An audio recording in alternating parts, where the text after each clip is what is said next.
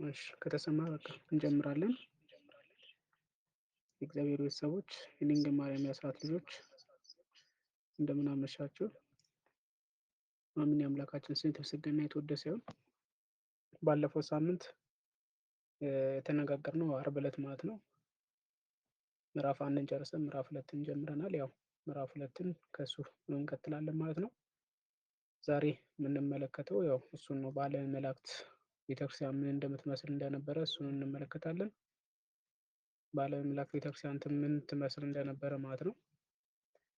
መጀመሪያ ያው መላእክት ማለት ምን ማለት ነው ስንል ባለፈው ለመነጋገር ሞክረናል።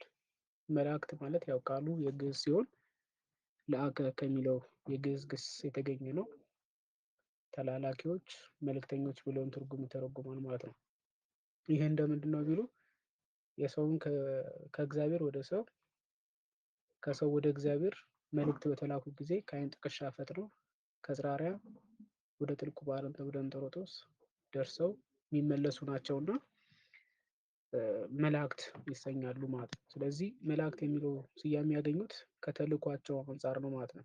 ከአገልግሎታቸው ከድርሻቸው አንጻር መላእክት ተሰኝቷል ማለት ነው። ለምን? የቅዱሳን መላእክት ስራቸው መላላክ ነው።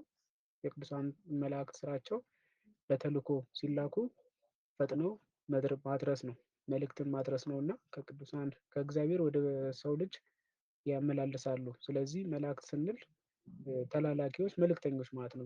በአማርኛው ስንተረጉመው ማለት ነው። ያው ግሱ ለአከ ይለዋል። መልአክ ስንል አንድ ነው። መላእክት ስንል ሲበዛ ነው ማለት ነው። መላእክት ስንል ሲበዛ ነው። ስለዚህ ስናበዛው መላእክት የሚለውን ትርጓሜ ይሰጠናል ማለት ነው። ስለዚህ ቅዱሳን መላእክት ከእግዚአብሔር ዘንድ ሲላኩ በፈጥነው ይመጣሉ። የሚላኩት በተለያዩ አይነት ምክንያት ይላካሉ። ለምህረት ይላካሉ። ለምህረት ይላካሉ። ብዙ ጊዜ ታምራት አሁን የቅዱስ ሚካኤል በድሌዝ ያደረገው ታምር እያለን እናገራለን። ቤተክርስቲያናችን ላይም ይሰጣል፣ እንደ ትምህርትም ይሰጣል። እንደዚሁ ደግሞ የቅዱሳን መላእክትን ታምራቸው እንሰማለን። ይሄ ማለት ምን ማለት ነው? ቅዱሳን መላእክት ተጋድሏቸው ሲላኩ ለታምር ይላካሉ። ቅዱስ ሚካኤል ባራንን እንዳዳነው የሞቱን ደብዳቤ ቀይሮለታል። ይሄ ለምህረት ነው። በዚህ ደግሞ በሰለስቱ ደቂቅ ላይ ስንመለከት ሊቀ መላእክት ቅዱስ ገብርኤል ማንን ሲያድናቸው እንመለከታለን? ሶስቱ ህፃናትን ከእሳት ሲያድናቸው እንመለከታለን። አናንያ፣ አዛርያ፣ ሚሳኤልን ከእሳት እንዳዳናቸው ማለት ነው። ስለዚህ ለምህረት ይላካሉ። እነዚሁ ደግሞ ለመቅሰፍትን ይላካሉ። ራሱ አሁን ቅዱስ ገብርኤል በሉቃስ ወንጌል ምዕራፍ 1 ላይ ስንመለከት ማንን ሲቀጣው እንመለከታለን?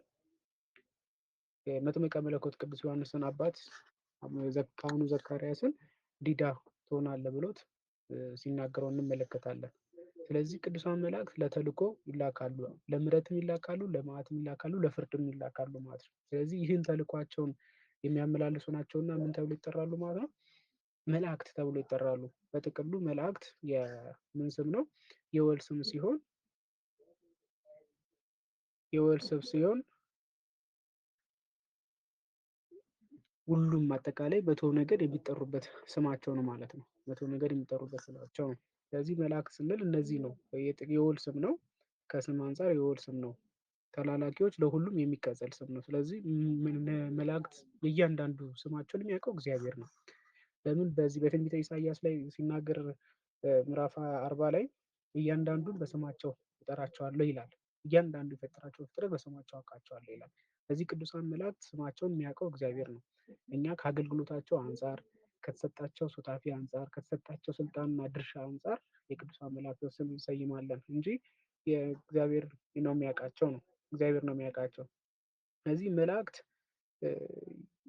ሁለት ትርጉም ነው ያለው መጽሐፍ ቅዱስ ውስጥ ስንመለከት መልአክ የሚለው ሁለት ትርጉም አለው። አንደኛው ለአለቃ ለቤተክርስቲያን አስተዳዳሪዎች፣ በዚህ በዮሐንስ ራእይ ላይ ስንመለከት ለኤፌሶኑ መልአክ እንደተላከ እየተባለ ለዚህ የሰባቱ አብያተ ክርስቲያናቶች መልአክ እያለ ያስቀምጣል። ይህ የቤተክርስቲያን አስተዳዳሪዎች አለቃዎች ምን ተብሎ ይጠራሉ? መልአክ ይባላሉ። ዛሬ ላይም በቤተክርስቲያን ላይ ስትሰሙ መልአከ ኃይል፣ መልአከ መዊ፣ መልአከ የደብሩን ስም የጠራ መልአከ ምሕረት የተባሉ ስማቸው መልአክ የሚል ስም ከፊት ለፊታቸው ይቀጽላል። ይሄ ሹም ማለት ነው፣ አስተዳዳሪ ማለት ነው። በዮሐንስ ራእይ ላይ የምናገኘው ሰባቱ ቤተክርስቲያን አስተዳዳሪዎች መላእክት ተብለው ይጠራሉ። ዮሐንስ ራዕይ ምዕራፍ 2 እና ምዕራፍ 3 ስትመለከቱ ሰባቱን የቤተክርስቲያን አስተዳደሮችን ታገኛቸዋላችሁ። እነዚህ ቤተክርስቲያን አስተዳደሮች መልአክ የሚል ስያሜ የተሰይሟቸዋል። እነዚህ ምን ስለሆኑ ነው? የእግዚአብሔርን ትእዛዝ የሚያስፈጽሙ ስለሆኑ ማለት ነው። ስለሆኑ በእነሱ የተነሳ ነው እንጂ መልአክ የሚለው ስያሜ እንትን የሚለው ማለት ነው። ስለዚህ መልአክ ስንል ሁለተኛው መልአክ ደግሞ ያው አሁን የምናያቸውን ነው። መልእክተኞች ተሰደደ የተላከ የሚለውን ይናገራል። በዚህ በዕብራውያን መልእክት ምዕራፍ 1 ቁጥር 14 ላይ መላእክት ተላላኪዎች እንደሆኑ ያሳያል። ስለዚህ የመላእክት ተግባር ምን እንደሆነ በተግባራቸው አንጻር መላእክት የሚል ስያሜ እንሰይማቸዋለን። መላእክት ከእግዚአብሔር ወደ ሰው ከሰው ወደ እግዚአብሔር የሚላለኩ መናፍስት ናቸው እና መላእክት ተብሎ ይጠራሉ። አንድም ደግሞ መላእክት በሌላ ስማቸው የሰማይ ሰራዊት ይባላሉ። በዚህ በዮሐንስ ራዕይ ምዕራፍ 12 ላይ ስንመለከት በሰማይ ሰራዊት እና በዲያብሎስ መካከል ታላቅ ጦርነት ተደረገ ብሎ ይናገራል። ስለዚህ መላእክት እነዚህም ምንድን ናቸው ማለት ነው? የሰማይ ሰራዊት፣ የእግዚአብሔር ሰራዊት ወይም ደግሞ ሀራ ሰማይ ተብሎ ይጠራሉ ማለት ነው። ሀራ ሰማይ ተብሎ ይጠራሉ የእግዚአብሔር ሰራዊቶች ስለሆኑ ማለት ነው። የእግዚአብሔር ሰራዊት ናቸውና ሀራ ሰማይ ተብሎ ይጠራሉ ማለት ነው። መላእክትን ተፈጥሯቸውን ባለፈው ጀምረን ነበር። በዕለተ እሑድ እግዚአብሔር ሰማይና ምድርን በመጀመሪያ ፈጠረ ብሎ ይናገራል። ስለዚህ መጀመሪያ ሰማይና ምድር የፈጠረበት ቀን እግዚአብሔር ያችን ዕለት ምን ብሏታል? እሑድ ብሎ ጠርቷታል። መጋቢት 29 በዘመነ ዮሐንስ ማለት ነው። ስለዚህ መጋቢት 29 ዘመነ ዮሐንስ ላይ እግዚአብሔር ሰማይና ምድርን የፈጠረበት ቀን ኦሪት ዘፍጥረት ምዕራፍ 1 ላይ ቀዳሚያ ገብረ እግዚአብሔር ሰማይ ወምድረ ብሎ የሚናገረው ላይ እግዚአብሔር መጀመሪያ ሰማይና ምድርን ፈጠረ። በዚች መጀመሪያ የተባለችው የመጀመሪያዋ ቀን ለፍጥረታት የመጀመሪያዋ ቀን የሆነችው ላይ እግዚአብሔር ምንም ፈጥሯል? እሺ በመጀመሪያው ዕለት እግዚአብሔር ሰማይና ምድርን ፈጥሯል። በፈጠረበት በዚህም ዕለት እሑድ እንላለን። እሑድ ማለት አሃደ የመጀመሪያ ለፍጥረት የመጀመሪያ ነው እና የመጀመሪያ ዕለት ስለሆነ እሑድ ላይ እግዚአብሔር ሰማይና ምድርን ፈጠረ። በዚህም ስንመለከት ያው ከብርሃን ይልቅ ጨለማ ይበልጣልና ጨለማ ቀድሞ ተፈጥሯል።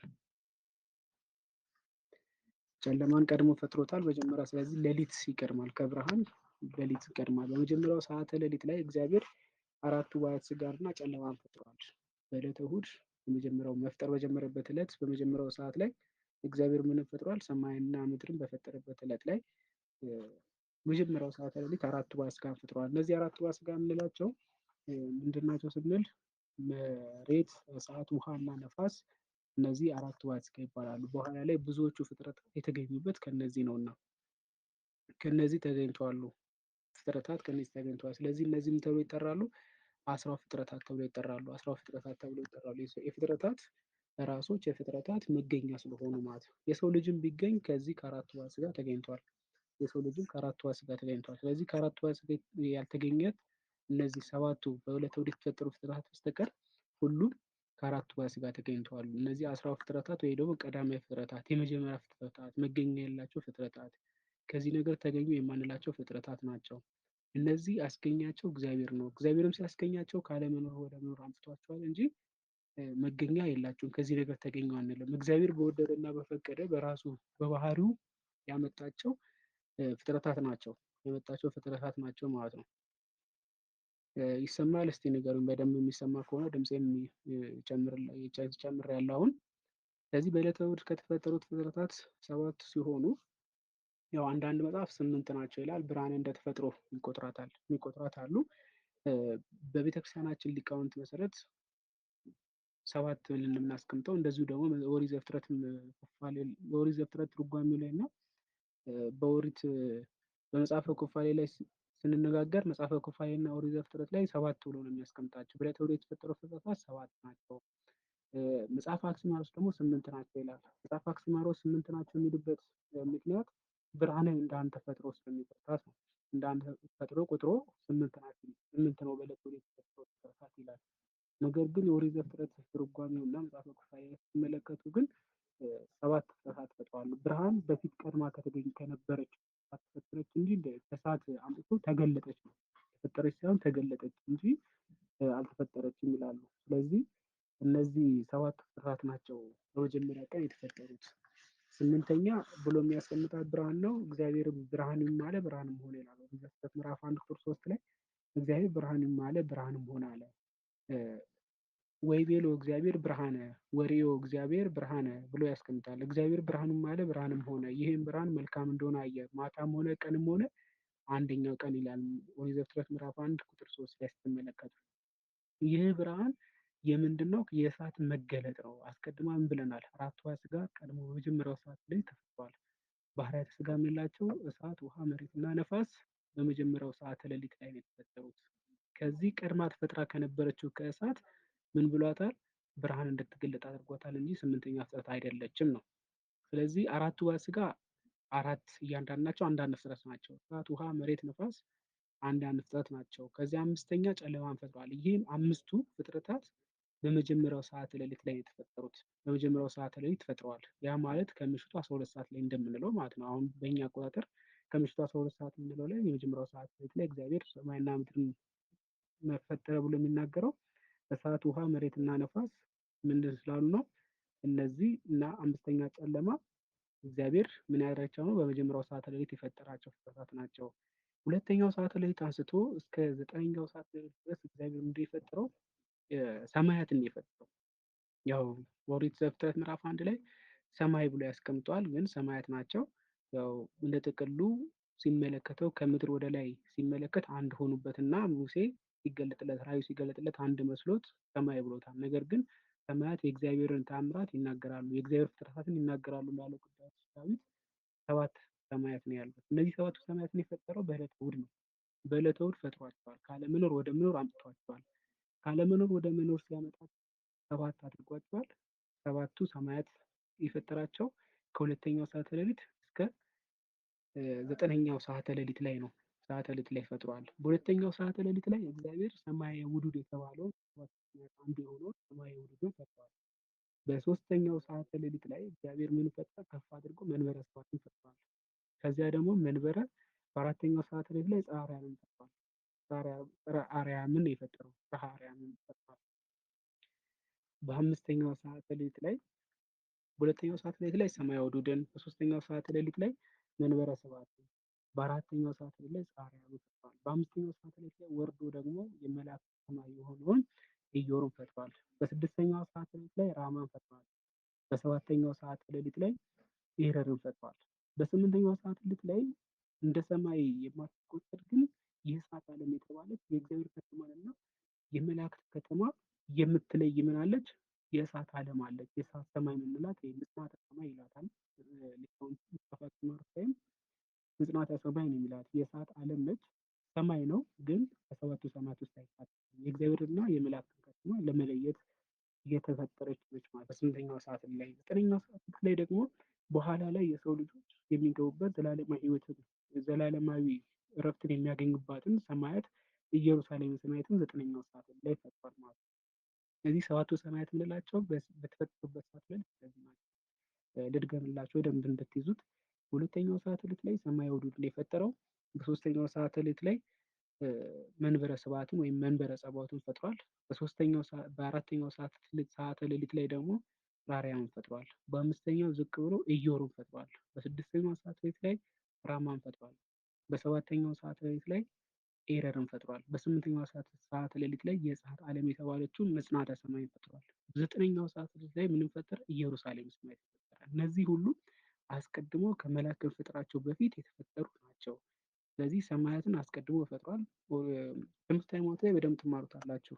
ትምህርተ ሃይማኖት ላይ በደንብ ትማሩታላችሁ። ግን በዘጠነኛው ሰዓተ ሌሊት ላይ እግዚአብሔር መላእክትን ፈጥሯል። ኢየሩሳሌም ሰማያትን ከፈጠረ በኋላ በዘጠነኛው ሰዓተ ሌሊት ላይ ቅዱሳን መላእክትን ፈጥሯቸዋል ማለት ነው። ቅዱሳን መላእክትን ፈጥሯቸዋል። ስለዚህ በዕለተ እሑድ የተፈጠሩ ፍጥረታት እነዚህ ናቸው። አራቱ ባሕረ ሥጋ አራት ሆነ። አምስተኛ ጨለማ፣ ስድስተኛ ሰማያት። ሰማያት እንደ አንድ ፍጥረት ነው የምንቆጥረው ሰባት ቢሆንም ሰባተኛ ቅዱሳን መላእክትን ፈጥሯል። ጠዋት ላይ ደግሞ በጊዜ ነገ 12 ሰዓት ላይ ሲነጋ ምን ብሏል? ለይኩን ብርሃን አለ፣ ብርሃንም ሆነ ይላል። ብርሃን ተፈጥራለች። ስለዚህ ብርሃን እንደ ፍጥረት ስለማንቆጥራት በዕለተ እሑድ የተፈጠሩ ፍጥረታት ስንት ናቸው? ሰባት ፍጥረታት ናቸው ማለት ነው። እነዚህ ሰባቱ ሰማያት የምንላቸው በሁለት ክፍል ነው የምንከፍላቸው። ሰባቱ ሰማያትን ሶስቱ የእግዚአብሔር ከተማ ይባላሉ። ሶስቱ ደግሞ የመላእክት ከተማ ይባላሉ። የመላእክት ከተማ ይባላሉ። እግዚአብሔር በወደደ በፈቀደ ለቅዱሳን የሚገለጥበት ስፍራ የትኛው ሰማይ ነች? መንበረ ጸባዖት መንበረ መንግስት ትባላለች። ለሱ ወለል የሆነው የእግዚአብሔር ዙፋን ደግሞ መቀመጫ የሆነው ሰማያዊ ዱር ነው። የእግዚአብሔር ዙፋን መቀመጫ ኪሩቤልና ሱራፌል ገጸ ኪሩብ እና ገጸ ሱሩፍ የሚሸከሙት መንበሩ ያለው ሰማያዊ ዱር ላይ ነው። ሰማያዊ ዱር ላይ ነው ያለው። እግዚአብሔር በወደደው ለቅዱሳን የሚገለጥበት ስፍራ መንበረ መንግስት ነው። መንበረ መንግስት እግዚአብሔር የሚገለጥበት ሰማይ ነው። የእሱ ደግሞ ጣራ የሆነው ደግሞ ጽራሪያም ነው። ከጽራሪያም በላይ ያለውን የሚያውቀው እግዚአብሔር ብቻ ነው ማለት ነው። እነዚህ ሶስቱ የእግዚአብሔር ከተማ ይባላሉ። ከነዚህ በታች የምናገኘው ምጽናተ ዓለም ነው። ከነዚህ በስተ ምስራቅ ደግሞ የምናገኘው ኢየሩሳሌም ሰማያዊት ነው። በስተ ምስራቅ በኩል የዚህ ሶስቱ ጽርሐርያም፣ መንበረ መንግስት፣ ሰማያዊ ዱር የእግዚአብሔር ከተማ ይባላሉ። የእግዚአብሔር ከተማ ይባላሉ ማለት ነው። ስለዚህ የእግዚአብሔር ከተማ የሚባሉትና የመልአክ ከተማ ደግሞ የሚባሉት ኢዮር፣ ራማ፣ ኤረር ሶስቱ ደግሞ የመልአክ ከተማ ይባላሉ። ሶስቱ የእግዚአብሔር ከተማ ይባላሉ። ጽርሐርያም፣ መንበረ ስብሐት እና ሰማያዊ ዱር። የሁለቱ የሚለዩ የእግዚአብሔር ከተማ እና የመልአክ ከተማ የሚለየው ምጽናተ ሰማይ ይባላል። እንደ ሰማይ አይቆጠርም፣ ግን የእሳት ዓለም ነው። ከዘጠኙ የእሳት ዓለም አንዱ እሱ ነው። ስለዚህ ኢየሩሳሌም ሰማያዊት የሰው ልጆች ዘላለማዊ መኖሪያ ትሆን ዘንድ የተፈጠረች ነች። የምትገኘውም በመንበረ ስብሐት እና በሰማያዊ ዱር በስተ ምስራቅ በኩል ነው የምትገኘው። በመልአክ ከተማ እና በእግዚአብሔር ከተማ መካከል በትይዩ የምትገኝ ነች ማለት ነው። ኢዮር፣ ራማ፣ ኤረር የመልአክ ከተማ ይባላሉ። እነዚህ መላእክት በኋላ ላይ የሚያሰፍርበት ነው። እነዚህን ከፈጠረ በኋላ ነው እግዚአብሔር በዘጠነኛው ሰዓት ላይ ምንም ፈጠረ? ቅዱሳን መላእክትን ፈጠረ ነው። በዕለተ እሑድ እግዚአብሔር ፍጥረታትን የፈጠረበት መንገድ በሶስት አይነት መንገድ ፈጥሯል። በሶስት አይነት ፍጥረታትን ፈጥሯል። ባርሞ ፈጥሯል። ዝም በማለት ካለመኖር ወደ መኖር ያመጣቸው አሁን ያነሳናቸው ሰባት ፍጥረታት ባርሞ የተፈጠሩ ናቸው። እግዚአብሔር ዝም በማለቱ የፈጠራቸው ፍጥረታት ናቸው። እነዚህ ሰባቱ ፍጥረታት ምን ምንድን ናቸው አለን? አራቱ ሥጋ፣ አምስተኛ ጨለማ፣ ስድስተኛ ሰማይ፣ ሰባተኛ መላእክት። እነዚህ እግዚአብሔር ካለመኖር ወደ መኖር ያምጧቸዋል ዝም በማለት በአርምሞ ማለት ነው። ሁለተኛው እግዚአብሔር የፈጠረበት መንገድ ደግሞ ከ22ቱ ፍጥረታት ባለፈው አንስተናል። ፍጥረታት 22 ናቸው ብለናል። ከዚህ 22ቱ ፍጥረታት ውስጥ ሰባቱ በአርሞ የተፈጠሩ ናቸው። 15ቱ በነቢብ የተፈጠሩ ናቸው። በመናገር እግዚአብሔር ይሁን እያለ ለይኩን ብርሃን አለ፣ ብርሃን ይሁን አለ፣ ብርሃን መሆን አለ የሚለው ምድርም ምንን ታብቅል፣ ፍሬን ታብቅል፣ ዘርም ትስጥ ብሎ ተናገረ። ዘርም ሰጠች፣ አትክልት አዝርት አበራች። የሰማይ ሰሌዳም ደግሞ ብርሃናትን ይገለጡ አለ፣ ብርሃናት ተገለጡ ይላል። ስለዚህ እግዚአብሔር ሰማይና ምድርን ባርሞ ፈጠረ። ከዚያ በኋላ ያሉትን ደግሞ በነቢይ በመናገር ነው የተናገረ የፈጠረው። ለምንድን ነው ቢሉ ቀድሞ የሚሰማ ፍጥረት አልነበረም። አሁን ግን የሚሰሙ ፍጥረታት ከሆኑት መላእክት ተፈጥረዋል እና የመላእክትን ተፈጥሮ በኋላ ምን ሲል ነው? የመላእክትን ተፈጥሮ በኋላ የሚሰሙ ፍጥረታት ተፈጥረዋል እና ከነሱ በኋላ ምን ላለው ነው የሚሰሙ ፍጥረት ስለፈጠሩ በነቢይ ተፈጥሯል ማለት ነው። የማይሰማ ከሆነ በኤርፎን ተጠቀሙ። በኤርፎን መጠቀም ትችላላችሁ። አይሰማም የሚል ነገር ስለሰማው ማለት ነው። በኤርፎን መጠቀም ትችላላችሁ። ስለዚህ በዕለተ እሑድ የተፈጠሩ ሰባት ፍጥረታት ባርሞ ተፈጥረዋል።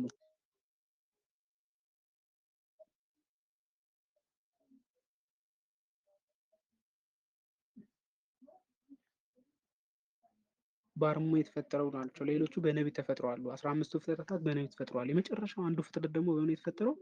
በግብር ነው የፈጠረው። እግዚአብሔር ምን በማድረግ በእጅ ስራው ሰርቶ የሰውን ልጅን አክብሮ በእጁ ስራዎቹ ሰርቶታል። ስለዚህ 22ቱ ፍጥረታት ሰባቱ ባርሞ ተፈጥሯሉ፣ 15ቱ በነቢይ ተፈጥሯሉ። አንደኛው ደግሞ በምን ተፈጥሯል? በእጅ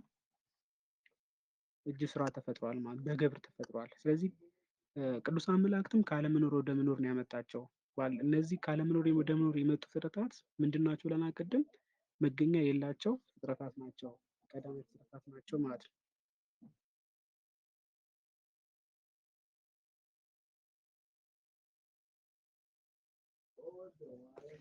እሺ ስለዚህ ቅድም እንዳልነው ነው እሱ ያው ካለመኖር ወደ መኖር የመጡ ናቸው ብለናል። ካለመኖር ወደ መኖር የመጡ ናቸው። ሌሎቹ ስንመለከት ዳህራዊ ፍጥረታት የምንላቸው መገኛ ያላቸው ናቸው ማለት ነው። መገኛ ያላቸው እነዚህ ዳህራዊ ወይም ከአላይ ፍጥረታት እንላቸዋለን። መገኛ የሌላቸው ደግሞ ቀዳማዊ ፍጥረታት እንላቸዋለን ማለት ነው። ቀዳማዊ ፍጥረታት እንላቸዋለን። ስለዚህ ከዓለመኖር ደምሮ የመጡ ፍጥረታት በሙሉ ቀዳማዊ ፍጥረታት የምንላቸው መገኛ የላቸውም። መላእክትም ከእነሱ ውስጥ የሚካተቱ ናቸው ማለት ነው። መላእክትም ከእነሱ ውስጥ ይካተታል። ስለዚህ ከዓለመኖር ወደ መኖር ነው የመጡት ማለት ነው።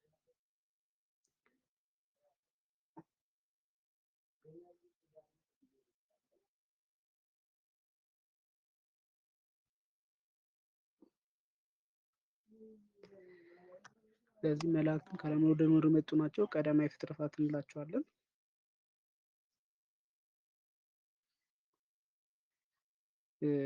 በመዝሙር 103 ቁጥር 4 ላይ ግን መንፈስ የሚያደርግ አገልጋዮቹን የእሳት ነበልባል ይላል። ይህም ምንድን ነው ስንል እንደ እሳት ኃያላን ቢሆኑበት እንደ ነፋስ ፈጣኖች ቢሆኑበት እንዲህ አለ እንጂ መገኛቸው ከዓለመኖር ወደ መኖር እንደሆነ ባለፈው አይተናል። ስለዚህ ይህ ማለት ግብር እምግብርና ግብር እምግብር መሀባልቦ እና ግብር የሚባል አለ። ከተፈጠሩ የተፈጠረ ማለት ነው። ግብር እምግብር ከዓለመኖር ወደ መኖር ደግሞ የመጡት ደግሞ መሀባልቦ ነው። መገኛ የላቸውም። ከምንም ነገር ተነስቶ ምን ብሏቸዋልና ነው አስገኝቷቸዋልና መሀባልቦ ይለዋል። ግብር እምግብር ደግሞ ማለት ከነበሩ የተገኙ ማለት ነው። ስለዚህ መዝሙር 103 ቁጥር 4 ላይ የሚናገረው መንፈስ የሚያደርግ አገልጋዮች የእሳት ነበልባል ቢል ከምናቸው የተነሳ ነው? ከስራቸው የተነሳ ነው። ስለዚህ ይሄ አራቱ ባሕርይ ጋር የምንላቸው ቅድም ያነሳናቸው ኃያልና የራሳቸው የሆነ ባህሪ ያላቸው፣ እሳት ኃያልነት ባህሪ ያለው፣ ንፋስ ደግሞ ይሄ ፈጣንነት ባህሪ ያለው። እንደዚህም ለተልእኮ ሲፈጠኑ ከዚህ የተነሳ ኃያልነቱን እና ነፋስነቱን ፈጣኖች በሆኑበት እንዲህ ያለ ነው። እንዲህ ያለ ብሎ ያመጣዋል። ስለዚህ ግብር እምግብርና መሀባልቦ ሁለት የሚሉት ጽንሰ ሀሳቦችን ልንረዳ ያስፈልጋል ማለት ነው። ስለዚህ ለዛ ነው ግብር እምግብር የሚባለው። ሌሎቹ ቅድም ያነሳናቸው 15ቱ እና አንዱ ግብር እምግብር የተፈጠሩ ናቸው። ግብር እምግብር የሚለው ቀድሞ ከነበሩት የተፈጠሩ ማለት ከአራቱ ሕዋስ ጋር የተገኙ። አሁን እጽዋትን ስንመለከት ከአራቱ ሕዋስ ጋር ተፈጥሯል። እንስሳትን ብትመለከቱ ከአራቱ ሕዋስ ጋር ተፈጥሯል። ሌሎቹም የሰው ልጅም ቢባልም ከአራቱ ሕዋስ ጋር ተፈጥሯል ማለት። ስለዚህ ከዚህ የተነሳ ነው ግብር እምግብር የሚላቸው። ስለዚህ መላእክትም መሀባልቦ የተገኘ እንጂ ግብር እምግብር የተገኘ አይደለም። ግብር እምግብር ቢገኝ ኖሮ ምኖች ናቸው? መዋቲ ይሆናሉ እና እንደ ሰው መዋቲ ይሆናሉ። ስለዚህ መዋቲ አይደሉም፣ ሕያውያን ናቸው፣ ዘላለም የሚኖሩ ናቸው። ባህሪያቸው ከሰው ይለያል እና በዛ የተነሳ ያስቀምጠዋል ነው። ቁጥራቸው ስንመለከት ቁጥራቸው ስፍር የላቸውም። ነገር ግን በተለያዩ ስፍራ ላይ እልፍ አእላፋት ብሎ ያስቀምጣቸዋል። እልፍ አእላፋት ማለት እልፍ ስንል 10,000 ነው። አእላፋት 10 ሺዎች፣ 10 ሺህ 10 ሺህ 100 ሺህ ወይ 1 ሚሊዮን ይሆናል። ስለዚህ ይሄ ደግሞ የሚናገረው ምናቸውን ነው? ቁጥራቸው ይህን ያለው አይባልም ለማለት የሚያስቀምጠው ነው እንጂ እልፍ አእላፋት ናቸው የተገደቡ ናቸው ለማለት አይደለም ማለት ነው። እልፍ አእላፋት ናቸው ስንል ቁጥር የላቸውም፣ ይህን ያለው የምንላቸው አይደሉም ነው። ይህን ያለው እንላቸውም። ስለዚህ በቁጥር ይህን ያለው አይባሉም። የሚያውቁት ቅዱስ ሥሉስ ብቻ ናቸው ነው። እንደ ሰው ደግሞ ጾታ የሚባል ነገር የለም። እሱንም ልንይዘው የሚያስፈልገው ነገር ነው። ስለዚህ ግብር እምግብር የምንፈጥራቸው ስፍር ቁጥር የላቸውም በዚህ ቦታ። ሌላኛው ከቦታ አንጻርም ደግሞ ይህ ምድር አይሞላቸውም እንጂ ቦታ የሚወስናቸው ናቸው። ቦታ እንደሚወስናቸው ልንገንዘብ ያስፈልጋል። ነገር ግን እንደ ሰው አይደሉም። ይህ ማለት ምልአታቸው በምድር የሞላ ነው ይላል። በራእዩ ላይ ስንመለከት ምድርን በራች ምድርን ሞላች ብሎ እንደሚያስቀምጠው በዛ የተነሳ ምልአታቸው ምድርን ይሞላል። የአንዱ መልአክ ምድርን ይሞላል ብሎ ያስቀምጠዋል እንጂ ምን አይደለም እንደ በሁሉም ቦታ የሚገኙ ማለት አይደለም ነው። አከፋፈላቸው ስንመለከት በነገድ 100 ናቸው፣ በከተማ ደግሞ 10 ናቸው። ከተማ የምንለው ያው ቅድም ያነሳነው ኢዮራማ የረር ኢዮራማ የረርን የመላእክት ከተማ ብለን አስቀምጠናል። እነዚህ የመላእክት ከተሞችን በ10 ክፍል ነው የተከፈሉት ማለት ነው። በ10 ክፍል ተከፍሏል። እሱን ያው የምናየው ነው። በ10 ክፍል ነው የተከፈሉት። እነዚህ 10 ክፍል የተከፈሉት በእነሱ ላይ 10 እያደረገ አጠቃላይ 100 ነገድ ናቸው ማለት ነው። 100 ነገድ አድርጎ አስፍሯቸዋል ነው። ስለዚህ አሰፋፈሩን ስንመለከት ይህን 100 ነገድ እንዴት እንደሰፈሩ ነው የምንመለከተው። ኢዮር ይሄ ላይኛው ከተማ ያስቀመጥናቸው ኢዮር፣ ራማ፣ ኤረር ቅድም ያነሳናቸው የላይኛው ከተማ ላይ ኢዮር አለ። ኢዮርን በ4 ክፍል ነው የተከፈለው። በ4 ክፍል ከፍሎት 4 ከተማ ማለት ነው። በእያንዳንዱ ላይ 10 ነገድ ሰፍሯል። በአጠቃላይ 40 ነገድ ማለት ነው። በዚህ ከተማ ላይ 40 ነገድ ነው የሰፈረው። በ40ው ነገድ ደግሞ የእያንዳንዳቸው አለቃ አላቸው። ለአስሩ ነገድ አንድ አለቃ፣ ለአስሩ ነገድ አንድ አለቃ አለው። ስለዚህ 40ው ነገድ 4 አለቃ አለው ኢዮር ላይ ማለት ነው። በ4 ክፍል የተከፈለው ኢዮር ላይ ከላይ ወርታች የሚያሰፈራቸው ሲያስቀምጣቸው አቀማመጣቸው ከላይ ወርታች ነው የተቀመጡ። ያው ታሪኩ ላይ ስንመጣ የአከፋፈላቸው የአወዳደቁ ላይ ስንመጣ የምናየው ይሆናል። ስለዚህ ሲቀመጡ ከላይ ወርታች እንደ ደረጃ አስፍሮ አስቀምጧቸዋል። 40 ነገድ 4 አለቃ፣ 10 ነገድ ለ10 ነገድ አንድ አለቃ፣ ለ10 ነገድ አንድ አለቃ አድርጎ ማለት ነው። ራህማ ሁለተኛው ክፍል ነው። ሁለተኛው ክፍል ላይም 30 ነገድ ነው ያሰፈረው። እነሱ መቀመጣቸው አሰፋፈራቸው ከላይ ወርታች ነው። ስለዚህ ራማ ላይ 30 ነገድ 3 አለቃ 3 የከተማ ክፍል ማለት ነው። የከተማ ክፍል አድርጎ ራማን አስፍሯል። ሶስተኛው ወለሉ ላይ የምናገኘው ኤረር ነው። ኤረር ላይ የምናገኘው ደግሞ 30 ነገድ ነው። እሱም 3 አለቃ አላቸው። በ3 ክፍል ነው የተከፈለው ኤረር ማለት ነው። ስለዚህ ኢዮር፣ ራማ፣ ኤረር አጠቃላይ ስንት ከተማ አለው ማለት ነው? 10 ከተማ አለ ማለት ነው። በ10 ከተማ 10 አለቃ 100 ነገድ ማለት ነው። 100 ነገድ ሰፍሯል። ይህን ስንመለከት ያው ኢዮር ቅድም እንዳነሳ ነው 3 ከተማ ነው ያለው። መጀመሪያው የከተማው ክፍል ያው ኢዮር ላይ መጀመሪያው 10 ነገድ አስፍሯል። የነገዱ ስም አጋስት ይባላል። ገዢዎች እንደማለት ነው። ከላይ ስለሰፈሩ ገዢዎች ብለው ያስቀምጠዋል። ስለዚህ የላይኛው የመጀመሪያው ክፍል ከዚህ ከአጋስት በላይ የምናገኘው ምንድን ነው? ምጽናተ ሰማይ ብለን ቅድም ያነሳ ነው የእሳት ዓለም ነው። የእሳት ዓለም ነው የምናገኘው። ከሱ በላይ ምንም የለም ማለት ነው። ስለዚህ ከአጋስት ነገድ ከ10ሩ ነገድ አጋስት ከተባሉ በላይ የምናገኘው ምጽናተ ሰማይ ነው። ከምጽናተ ሰማይ በላይ የምናገኘው ቅድም ያነሳ ምንድን ነው? ሰማየ ውዱድ፣ ከዛ መንበረ ስብሐት፣ ከዛ ጽርሐ አርያም ነው። ስለዚህ የአጋስት አለቃቸው ሳጥናኤል ነው ማለት ነው። የአጋስት አለቃቸው ሳጥናኤል ነው። ሳጥናኤል ማለት ቅሩበ እግዚአብሔር አኀዜ መንጦላዕት ማለት ነው። ስለዚህ ቅሩበ እግዚአብሔር አኀዜ መንጦላዕት የሚለው ለከተማው ቅርብ ስለነበረ ነው። ሁለተኛው ላይ ምንም የሁለተኛው ከተማ ኢዮር የሁለተኛው ክፍል ማለት ነው። የኢዮር ሁለተኛው ክፍል 10 ነገድ ነው። እሱም የነገድ ስሙ ኪሩቤል ነው የምንለው። አለቃቸው የአንዱ አለቃው አንዱ አለቃ ኪሩብ ነው። ገጻቸው ገጸ ሰብ እና ገጸ አንበሳ ከአርባዕቱ እንስሳ ከሚሉት ኅዳር 8 ላይ ከምናከብረው አንዱ አርባዕቱ እንስሳ ገጸ ኪሩብ ነው። ገጸ ኪሩብ ደግሞ የምንላቸው ገጸ ሰብ እና ገጸ አንበሳ ነው። ነገዱ ኪሩቤል ነው። ያለቃቸው ኪሩብ ነው። ያለቃቸው ኪሩብ ነው።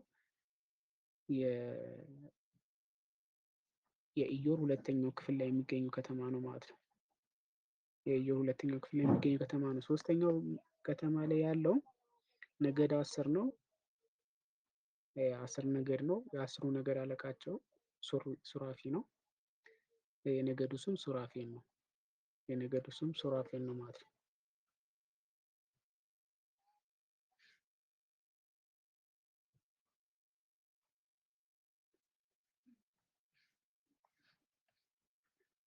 የነገዱ ስም ሱራፊ ነው። አራተኛው የመጨረሻው የኢዮር ክፍል 10ሩ ነገድ የነገዱ ስም ኃይላት ነው። አለቃቸው ሚካኤል ነው ማለት ነው። ስለዚህ እነዚህ አራቱ ነገድ የምንላቸው አጋስት፣ ኪሩቤል፣ ሱራፌልና ኃይላት በኢዮር ላይ ያሰፈራቸው ናቸው ማለት ነው። 10 ነገድ አድርጎ አጠቃላይ ስንት ነገድ ሆነ ማለት ነው?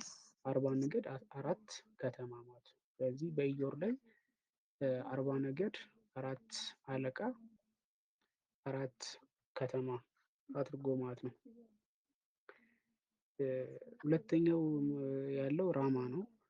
ራማ ላይ የምናገኘው ቅድም እንዳልነው 30 ነገድ 3 አለቃ ነው። የመጀመሪያው ነገድ 10 ነገድ የመጀመሪያው ክፍል ላይ ያሰፈረው አርባብ ነው። የአርባብ አለቃቸው ገብርኤል ነው ማለት ነው። ሁለተኛው 10 ነገድ መናብርት ነው። መናብርት ያው አቃቤ መንበር ከሱ ስለወጣ ነው መናብርት የሚባለው።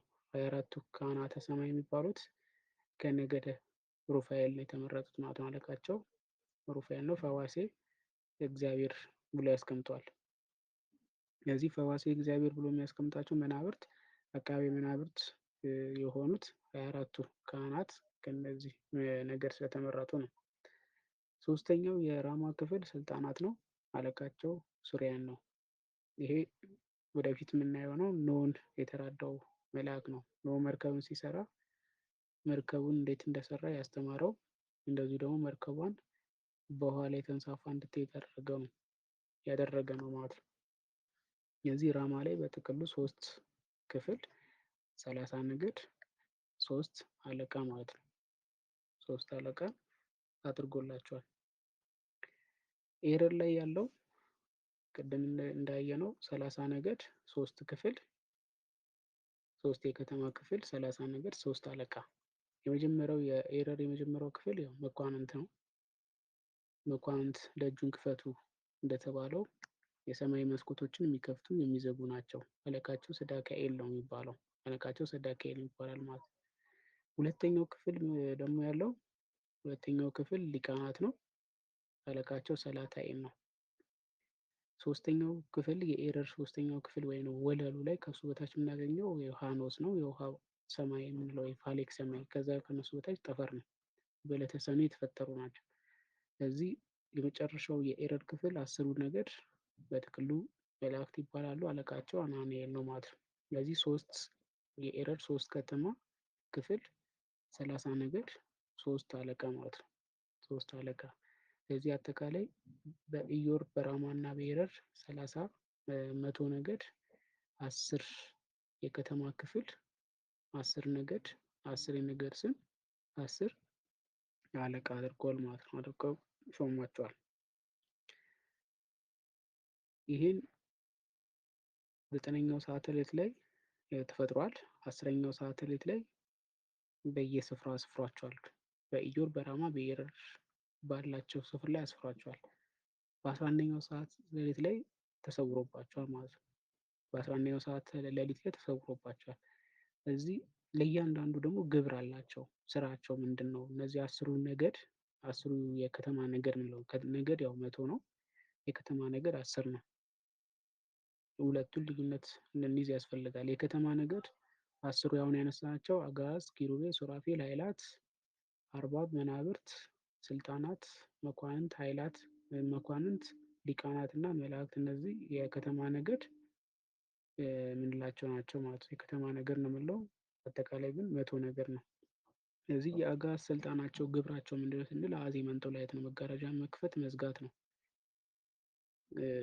ስልጣናቸው የነበረው ግብራቸው ማለት ነው። ሁለተኛው ደግሞ ኪሩቤል ላይ ያሉት መንበሩን መሸከም ነው። የካህናት አምሳል ናቸው። ከፍ ብሎ ነው ያሰፈራቸው። አሰፋፈራቸው አቋቋማቸው ስንመለከት ገጸ ሰብና ገጸ አንበሳ የምንድን ነው ከአራት ባቱ እንስሳ ውስጥ አንዱ ገጸ ሰብና ገጸ አንበሳ ከኪሩቤል የተወሰዱ ናቸው ማለት ነው።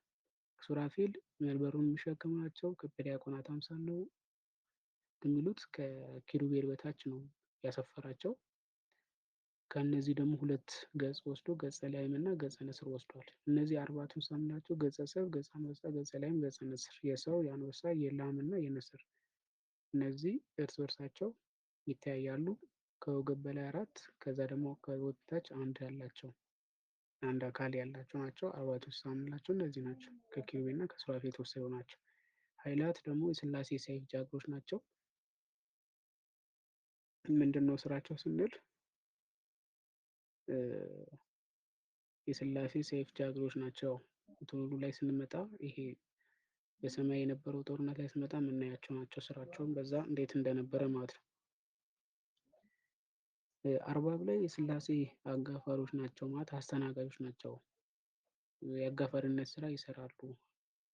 በዚህ በመጽሐፍ ሄኖክ ምዕራፍ 10 ቁጥር 7 ላይ እንደምንመለከተው የሉቃስ ወንጌል ምዕራፍ 1 ቁጥር 19 ላይም እንደዚሁ የአጋፋሪነት ስራ ሲሰሩ አስተናጋጅነት ስራ ሲሰሩ እንመለከታለን። መናብርት ደግሞ ጋሻ ጃግሬዎች ናቸው።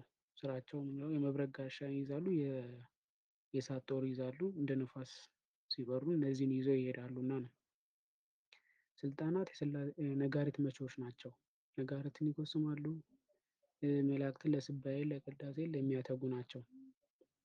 ስለዚህ በየጊዜው ለጸሎት ለምስጋና የሚያተጉት እነዚህ ስልጣናት ናቸው። ነጋሪትን እየጎሰሙ ያተጋሉ እና ከዚያ የተነሳ የሥላሴ ነጋሪት መቺዎች ናቸው። መኳንንት ቀስተኞች ናቸው። ቀስተኞች ናቸው ስንል ምን ማለት ነው? ተራራ የሚንድ ድንጋይ የሚሰነጥቅ የእሳት ፍላጻ የእሳት ቀስት ይዘው ከመከራ ስጋ ከመከራ ነፍስ የሚጠብቁ ናቸውና ነው። በትንሣኤ ዘጉባኤ ጊዜ አጥንትን ይሰበስባሉ። ለትንሣኤ የሚያበቁ እነዚህ ናቸው።